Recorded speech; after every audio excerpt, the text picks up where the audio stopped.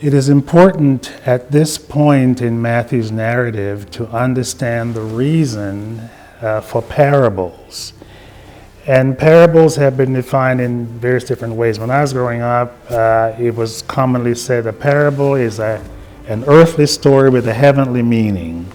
A parable is a story in which something less is given in place to represent something greater, something with greater meaning. There are all kinds of definitions for parables. But in Matthew 13, for example, there is a whole set of parables, about 5, 6, or 7 of them, and they're unique to Matthew. He chose those. There are about 35 parables in the Gospels, but Matthew chose that set. And I think what we need to see here, this is the question. Now that the king's agenda is clear, now that people have risen up and there's problems, there's rebellion against the king, what's going to happen to this kingdom? And the answer to that question is in the parables.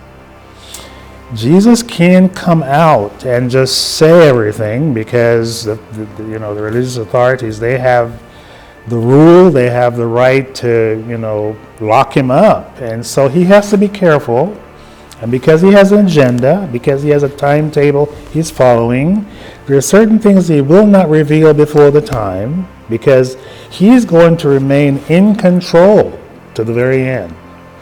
And this is why we have parables. We have the parables because the parables are stories that convey deep spiritual meaning.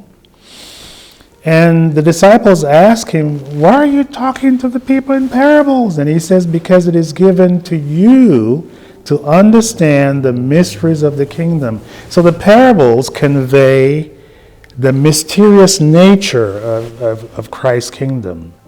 And the thing that we need to understand too is that he says it is given to you to understand the mystery, speaking to the disciples. And then he says, but to them it is not. And that's kind of odd, because you would think with the multitudes following him, he would want to speak plainly so they could understand. But instead what he does, he says, you've been given the wisdom by God as my disciples to understand the mysteries. You're to interpret these things, you're to understand them, explain them to the people.